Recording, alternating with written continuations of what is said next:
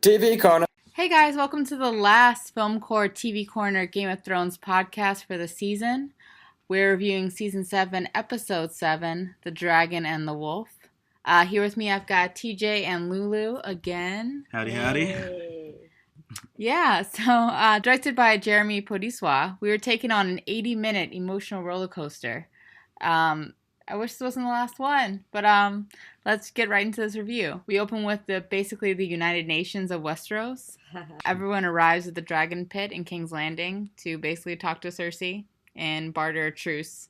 Also to show and tell the White Walker they captured from last episode. I felt like this whole thing was pretty much doomed from the start, but we got to see some really cool reunions. I mean, I think it's really interesting how, like, through life, sometimes you end up on different sides of a battle with your friends and kind of reconnecting in a way that's like, hey, you know, no hard feelings, just the way things worked out. Mm-hmm. And we had so many pairings like that. My favorite was the Hound and Brienne's reunion. I feel like the connection was...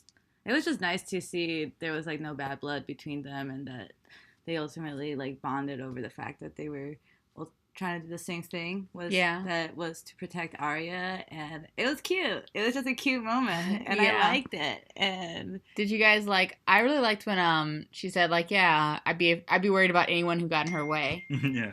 And he definitely was like, yeah, awesome. That's my kid. So it was definitely super cute. And I agree. I mean, I think my favorite was definitely Bronn and Tyrion because they hadn't talked since Bronn basically betrayed Tyrion. Yeah. And kind of led to the events that led Tyrion to kill his father, Tywin. At the end of the day, you know, everyone's just trying to, like, look out for themselves. Mm-hmm. And some people more than others, you know, and that's what the difference is. Right. I think my favorite was also Brienne and the Hound. Just simply because either everybody was, like, friends and remaining friends or enemies and remaining enemies, and they're the only ones that were, like, enemies becoming, like, friends. Bonding over, like, because they were never friends. Like, the first time they met, they were at each other's throats. So it was really cool to see them, like, be the most mature reunion. I mean, it was the most mature reunion until we have the Hound seeing his now zombie brother for the first time. Looks like a Sith in my opinion. Yeah, their armor is really badass. But so cool. I do you guys think we're gonna get Clegane Bowl? I mean, he didn't directly say, like, I'm going to fight you. He says, you know it's coming for you. Yeah. So I think we might get the Hound fighting the Mountain, but, like, will it be even worth it at this point? It won't be the same as, like, the Hound and the Mountain having blood, but the Mountain is pretty much an automaton right now. That's automaton. Like, it doesn't seem like it's going to be worth what it was before. I totally agree with you. I was like, this is not the brother that threw you in the fire. This is just now a puppet. And, like, that's a great point. Like, is it worth being upset at him anymore? Because I asked when I first saw him on screen, like, does the Mountain even remember the Hound? Yeah. Like, at all? I think the Hound asked that. Like, do you remember me? Yeah. You there, like, yeah, you did. Do you think he really does? I don't think he does, no. I think you just saw him step up there like he's about to start something and, you know, went out to, you know, all that's going through his head is Cersei. Yeah. My queen. Yeah, exactly. Like, there's, you know, he's like on autopilot. He's sunken, like. Yeah, it's in a sunken place. So yeah, then we get basically everyone's arrived, sitting out, wondering where's Dany. I think we all knew that she was gonna come in on her dragons. Mm-hmm. That entrance was pretty dope, though. It was a great entrance. You could see the saltiness on Cersei's face. Oh yeah, that's so cool. I'm so bad. Yeah, the salty tears. But she did notice that there were only 2 dragons later, so we can get back into kind of like Cersei's feelings about, like, Dany's power and her challenging that. But I thought it was definitely a stupid move of Dany. Oh yeah, she should have just brought one, considering that one they're clearly at risk. So, like, why bring them all at once? At the same time, though, that doesn't mean that there's any less of a threat to Cersei. If anything, there's more of a threat now that one of the dragons. Let's get into it later. But I see what you mean. Like, now like someone completely evil has a dragon. So someone who, but she doesn't care. Is not able to be bargained with. But yeah, moving on. Well, I mean, speaking of Cersei, we finally get that white reveal to her, and she is obviously everyone's horrified. Yeah, what is it? Produce the body. habeas corpus. Yeah. But the body's like still alive. So I thought they had a pretty solid demonstration down. They absolutely. obviously had rehearsed it a little bit. Did you? I mean, initially when Euron Greyjoy got up and was like, "Hey, actually, I'm not dealing with this. We can just go sit on an island and wait for this to, pass over." Well, he doesn't know there's an ice dragon, so no, that's not gonna actually work. Right. Like you can't go to an island and wait it out. Like someone cruise it on the high seas. Yeah, someone can fly to you. So true. I'm surprised they John and everybody else that was part of the team, the squad, didn't take a note on that they were gonna get the dragon. Well, I think they killed it. They could turn things into White Walkers. I don't think they had a choice, even if they did make the note. Right? They were just kind of cut and run. Yeah, I see. Yeah, I think that it was definitely cut and run, and definitely that no one talked about it. I mean, it seemed like a pretty obvious jump. Like, oh shit, we just saw polar bears. Clearly, anything can be controlled by them. We should make that logical jump. Yeah, and I really feel like. Do you guys feel like if they had told Cersei, we just went north of the wall to bring you this, we lost a dragon, they now have a dragon? Yeah. Do you think that would have swayed Cersei? I don't Possibly. know. Yeah. I mean, actually, Louder. I don't know. After watching the episode, I kind of feel like Cersei might not be reasoned with at this point. I was actually very disappointed in her character development. I mean, I really felt like her initial reaction of like, cool, I'll help you if you bend the knee and don't fight against me later when I actually fight Dany again. Right. She wasn't even asking Jon to bend the knee. She's like, if you're the king of the north, stay in the north. Right? Don't come down here. Well, she was basically saying like you won't be king of the north anymore. You will be a lord now. Mm-hmm. So you would be dropped a rank, and also you can't help Dany later. Which, I mean, he literally just pledged to Dany. So, I mean, I see Jon's point with that. But before we get into like oaths and honor, I mean, that was a big theme this episode, especially with Jaime. I just want to get more into like the fact of like when Cersei initially is like sets up that as her rule and they don't want to honor it and she gets pissed and walked away, whatever, it's just Cersei being petty, and I understand that.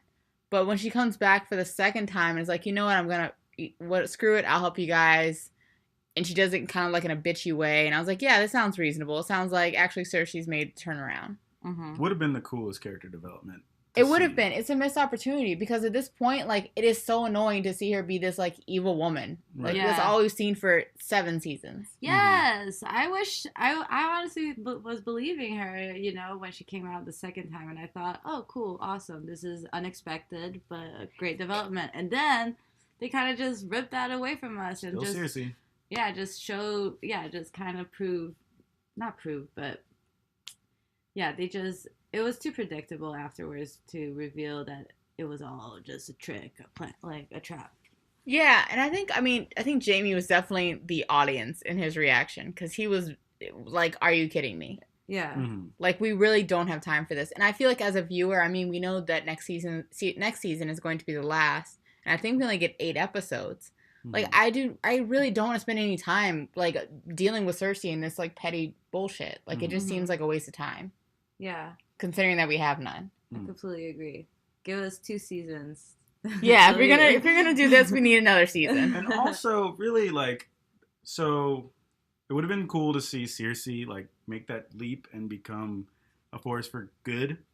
See that change in her character. But also, if you're gonna double down on being evil, then as much as I would have hated it, I kind of wanted to see her actually be evil and have the mountain cleave Jaime in half, Mm-hmm. Yeah. Like, it kind of seems like they went halfway and like, I'm going to stay like this. And, but she couldn't kill her brother lover. Yeah. Or even killing Tyrion, like when he was in there. Yeah.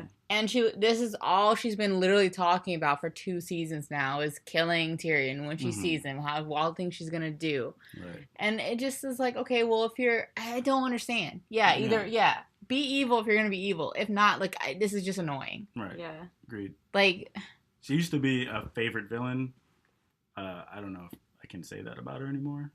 Night King might have taken that slot now because he's crazy dope on the back of a dragon. Whatever. Yeah. And then, so that's, I mean, we can go back into what Jon said about keeping oaths. I mean, if Jon had just said, like, yeah, Cersei, sure, I'll bend the knee. Slip that wink. Yeah, but I think that cross your fingers. What do you guys think about that? Like, do you think he should have just said, "Yeah, sure, cool"? I mean, it's just not part of his character. It would have been weird if he was like lying and then you see the back of his hand and see that his fingers were crossed or something. It would just be out of character for him to do that, since and he even kind of like said what the audience think, like. I know, he brought up his... I know I'm an idiot. Yeah. I know I'm an idiot. I know you don't get it. I know that Ned got killed because of exactly this, and I am not learning, but this is what we do in the North, And so it was just part of his character, and as much as I think it's stupid, and, it's just he's just that guy. He's just that goody two-shoe guy. Yeah, his idealism is honorable. Yeah. But to be honest, he has a point, I mean, like, he mentions that lies at this point are going to get nowhere. Like, that's true. I mean, this whole, like, Cersei constantly lying thing is just annoying. Like, it just, your lies can't ever stop. Once you start lying, you really can't stop doing it. Mm-hmm. And he doesn't need to lie about it. I'm not going to bend the knee to you. Let's move along. Like, there's bigger things to do. Figure something else out. Negotiate. Because, I mean, at this point, even if he had bend the knee to Cersei, do we believe that she would have kept up her end of the bargain anyway? No. Right. So what's the point of that? What are her words worth? Yeah. Well, another person whose words aren't worth much. We have Theon and Jon talking in Dragonstone. Mm-hmm. And Theon just really wants someone to tell him he's not a completely not a completely horrible person. Yeah, he likes that pity. Like, you gotta. I like how motivational Jon was. He gave him half of what Theon wanted. He told him he's family, but he also was like, "Fuck you." Yeah, he's like, "We're cool, but you still suck." Yeah, like family. Like, you don't get along with all your family members, and that was the case there. Like, Theon is just that shitty cousin you have. Or something. Yeah, I mean. Yeah, Jon, I thought it was poignant, like, the fact that he was able to forgive him for what he could forgive him for, but he wasn't able to validate him all the way. Like, you still got to earn some redemption. Yeah. You can't just, ask do for that it. for you. You got to go get that. Yeah, he's before that, he was just kind of asking, and I think that's another point. Like, you want to save your sister? Go save your sister. What are you doing wasting your time? Like, yeah, exactly. Exactly. And I mean, we can't be all talk. We get Theon basically trying to rally the last of the Ironborn that are on Dragonstone with a really lukewarm vanilla speech. God, he wasn't even making eye contact with anyone while he's like mumbling on the side of a boat, like, "Hey, I think, guys, maybe it would be cool. Maybe if you guys thought maybe it'd be okay if we went to go get Yara." And I was like, "That'd be cool." Yeah, would that be okay? Is that on the way? Dude needs therapy. Like, it's so clear. Yeah. And then I'm trying though. Basically, I don't know the name of the captain who, like, spit in his face, who, like, whooped his ass for 2 minutes straight. But I thought, like, Theon knows how to take an ass whooping. It's not his first rodeo, okay? Yeah. And what'd you guys think of the crotch kicking scene where he realizes he's empowered? Yeah, for all the talk of cocklessness in this episode, really came up as an advantage. At this point. I thought it was silly because it's like everybody knows he has no dick, and do they? I thought they did. I thought everybody knew, like, he was cockless, and just like him, like, kicking him repeatily in that area. I was like, like, what? You should be down. Yeah. I don't know. I just thought it was like, I thought it was. That shit would still hurt, though. Yeah, I agree. I think that still would hurt because he did. I've been I got hit with a gate in my crotch. I think I remember that. And oh no, that was my face. Different time, different gate. I've been hit with a lot of gates. But I mean, it does hurt. I mean, if anyone hits you anywhere, it doesn't matter if that's like your sexual reproductive organ area, it's still gonna hurt. But yeah, I almost got hit by a soccer ball in that area, and I went down like a man. I mean, but it was. I think that as if we're going back to season 1, Tyrion once said, you have to Jon, you have to own your weaknesses and use it as your weapon because the rest of the world isn't going to forget about it. Well, in this guy maybe forgot about it. Yeah, he totally forgot about it. But you know what we're saying. It's like basically like, like don't use your weaknesses to your advantage. Yeah. And now they're on their Yara quest. I mean, do you think they're going to get her back? I think Predictions? they're setting it up so that, yeah, I think it's going to be a successful trip if Yara is still alive or if there isn't anything else. I mean, but we do have the fact that Euron isn't at the Iron Island, so I don't know if they know where their destination is. If they're going to catch him? Yeah, because we had a reveal with Cersei that he was on his way to Essos to get the Golden Company. So, well, they're leaving fast enough. They might catch him. I mean, I don't know. The thing is, do you feel like Game of Thrones has taken like a different tone overall? I think so. I think that like it's a little bit cheerier than like. Yeah, this was an overwhelmingly positive. It seems like it was written by fans. You know, a lot of fan service.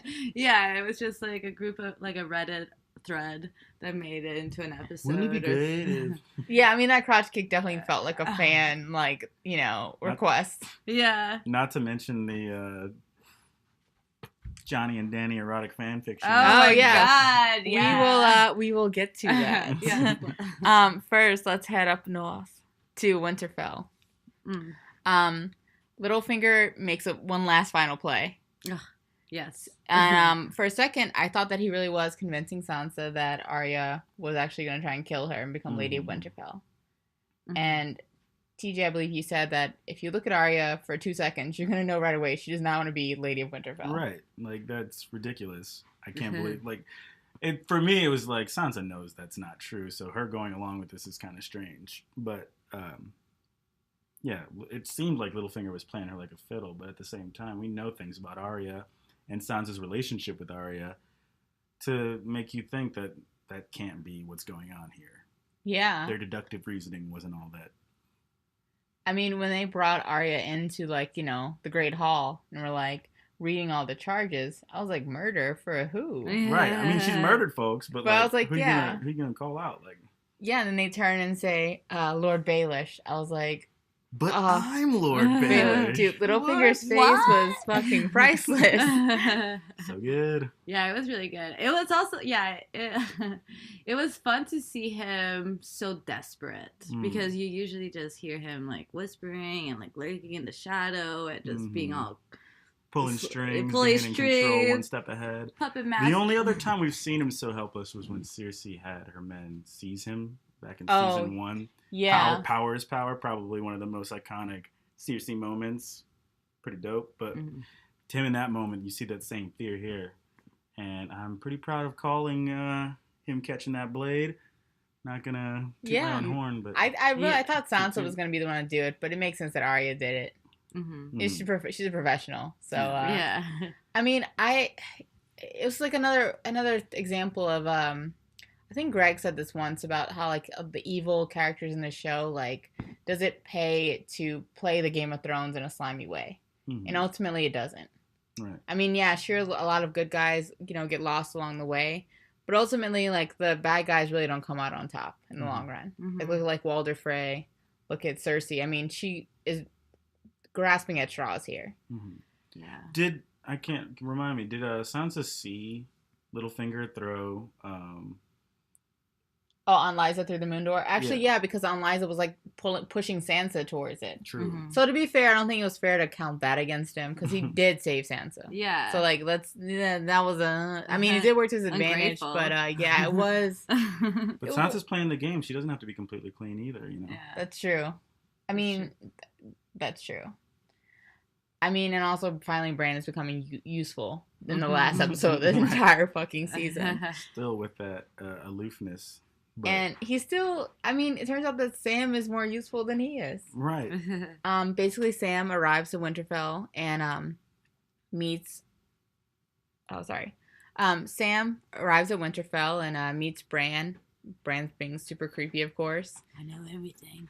And Bran reveals that, hey, we gotta let Jon know that his father's Rhaegar, his mom's Lyanna. And he's not a bastard Snow, he's a Sand.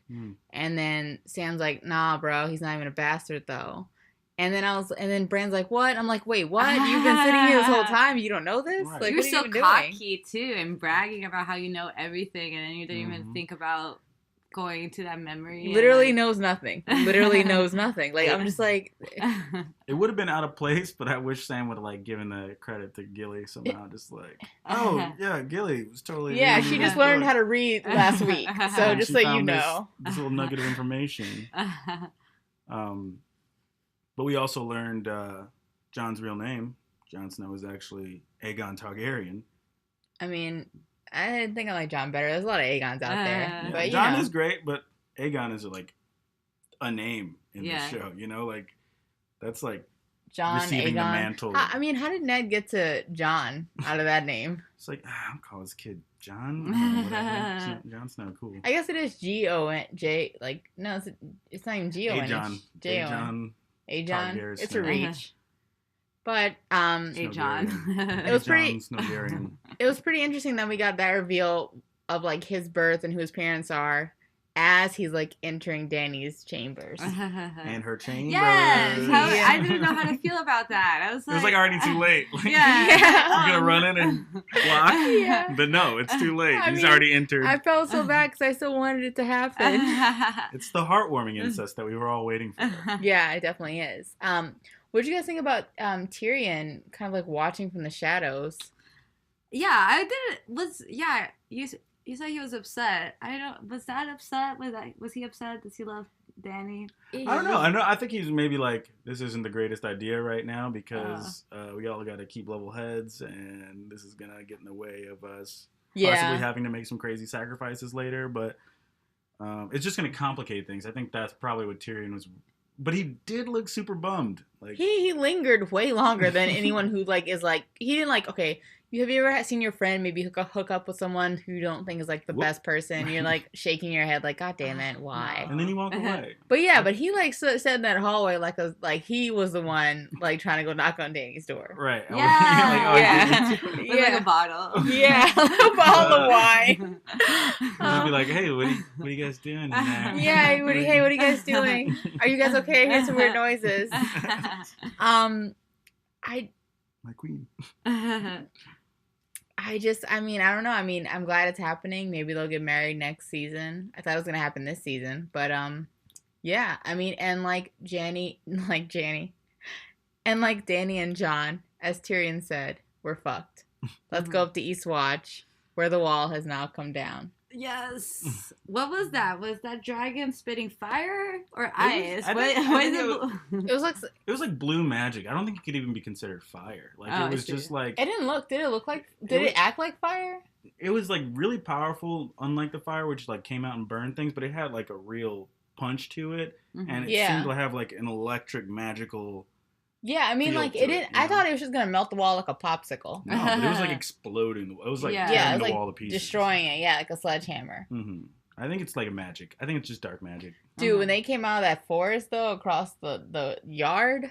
Yeah. Oh my god, so scary. It was so fucking fast, dude. Like the creepiest speed, where it's just like tearing through the sky, like a fucking jet. Like yeah, that dragon is fast. I've never seen a dragon fly that fast. Yeah, I am not confident with the other dragon's abilities. Yeah, another dragon's definitely gonna die. Yeah, that's definitely my prediction. We're gonna lose the other one, and maybe it'll be up to Drogon to take them both down. Yeah, and you know that actually makes their goal a little harder because they decided that the weak point is killing the Night King. Everybody goes if the Night King goes. Now he's flying around on a dragon at supersonic speeds. You know, like this is looking pretty grim. Yeah, pretty dark. Yeah. Do you guys have any predictions for next season? Or for, I guess, the end of the entire series at this point? Man. Well, we're definitely... Oh, sorry. You go ahead. I think I definitely foresee King's Landing getting the torch. Cersei taking the L for sure. Maybe hopefully early because I'm tired of her.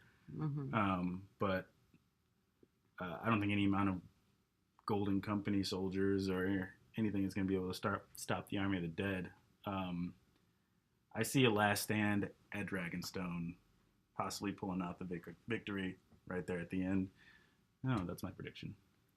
Yeah, I predict one dragon losing. We're losing one dragon. That I feel like Jaime is going to be like the reason for Cersei's destruction. You know?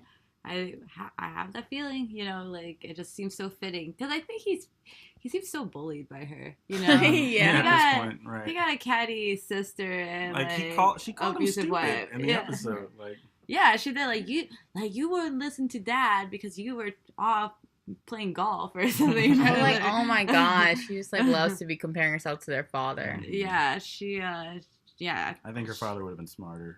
I feel like she has a crush on her dad. Like, Yeah.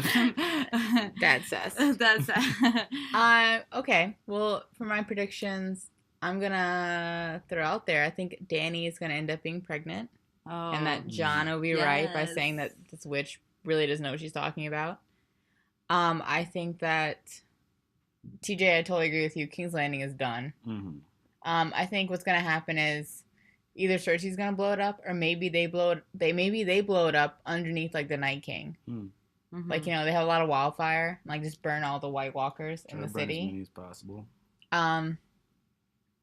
I mean, do you guys think? I mean, what's gonna happen to Winterfell when they like walk past it? They're arriving tomorrow if we're basing it on travel times that have been throughout the series. But I think Winterfell's gonna get trounced. Oh my goodness! They don't have the defense. They don't have anything right now. Who do they have? Arya. Arya. You got the Knights of the Vale, maybe. Yeah. I mean, do you think that? So we don't really know what the Night King wants. We don't know if he wants total domination. We don't know what he's. It just seems like he's on a kill mission, and that's it. Mm-hmm. If you think you're not in their direct like walking path, like, do you think that like you could be safe in a way? Like, say they're making a straight shot down south, and you're somewhere way on the west coast. I think. Could you? I don't know where exactly he's marching. I don't think he has any strong desires to do anything but wipe out life in general. But even if he were to make that straight shot, I think his people are just going to wander, like take over, kind of like a virus, you know, just from the center out if he goes straight for the center. Oh, well, that's true. You're saying like as they just keep like killing more people and they add some army, it's just going to get wider and wider. Yeah. That's true. I mean, that's true. Also, to add to my prediction, I think John's going to have to die. John, no. Yeah. I mean, you can't have two heirs to the throne, right? And I think we've worked a lot to see Danny on the throne, and in order for that to happen, if the knowledge gets out, John's not gonna be able to take that throne. I think you're right. I think it's gonna come down to either John or Danny dying. Wouldn't it be? What if they had to like burn the Night King or something, and like they had to stand together to do it, and you know Danny can't be burnt. So maybe she comes out of it alive. I predict we'll get more dragons. More dragons? I think there'll be like a reveal somehow that they're like some egg somewhere or something. They're all male, right? Well, they can change sex or something. Cool. So cool. It is possible for 2 male dragons to have a kid. Very progressive dragon sex rules. That's great. That's awesome. Yeah, well, I'm trying to think about the fact that, like, it's going to be a year and a half before we get any more Game of Thrones. Yeah, I see 2019 as the... 2019, we don't even know if we're going to make it that far. Right. If we don't get our own burning. Yeah, if we don't get our own Sept of Baelor explosion. Right. Yeah, and I just want to give a shout out to anyone who has family in Texas right now. Absolutely. I hope everyone's safe, and... Hope you get to watch Game of Thrones. I hope you got to watch. I mean, I don't want to say. I mean, that'd be nice.